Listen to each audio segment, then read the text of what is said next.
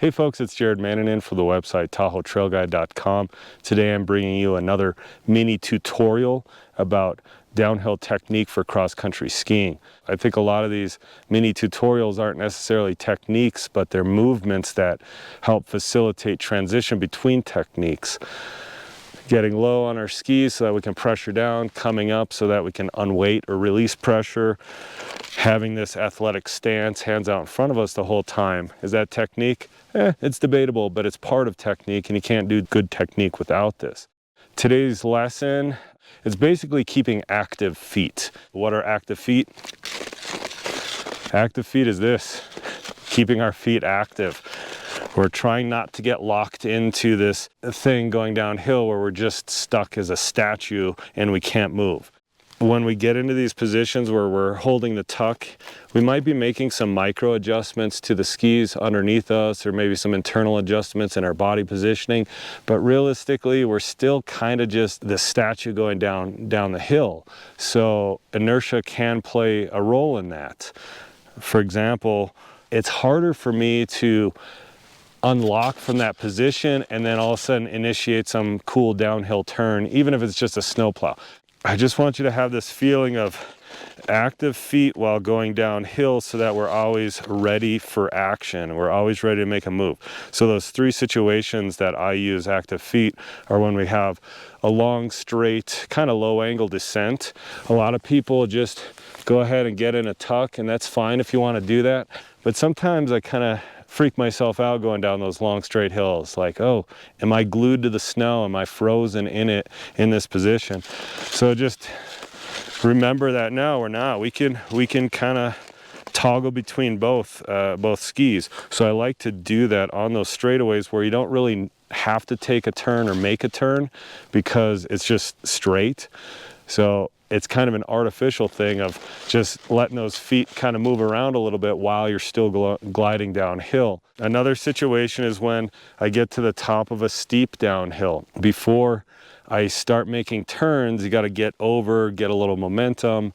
And I don't know about you, but for me, making that first turn downhill is usually the most challenging one. It's because we haven't established any kind of rhythm yet of, going back and forth, going down those hills. So what I like to do is when I get to that point on the hill is I like to just have active feet going downhill, so then it's a little bit more natural for me to transition into a downhill turn, whether that's a modified parallel or a telemark or even a snowplow wedge turn. The third situation is when the snow is kind of variable. Right now, even though it's January 16th, it's total spring conditions, so it's late afternoon, the sun is setting, the snow is refreezing. It's pretty crunchy. Whatever kind of ruts or scuff marks or whatever kind of imperfections on the trail right now are starting to harden up and freeze. In those cases, it's much easier to catch an edge and go down.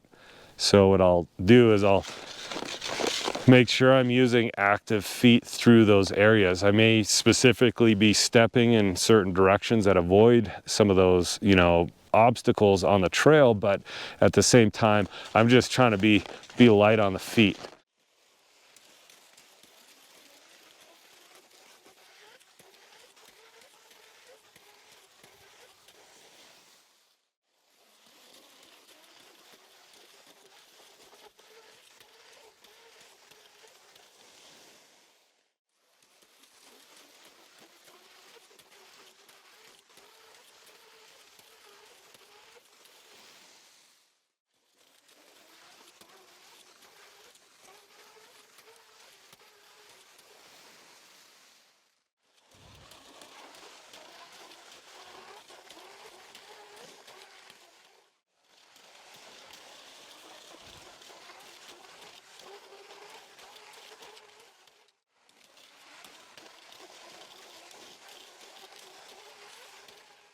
If you liked the video, give it a thumbs up. Please subscribe to my YouTube channel. Check out TahoeTrailGuide.com for more information about snowshoeing and cross-country skiing at Lake Tahoe.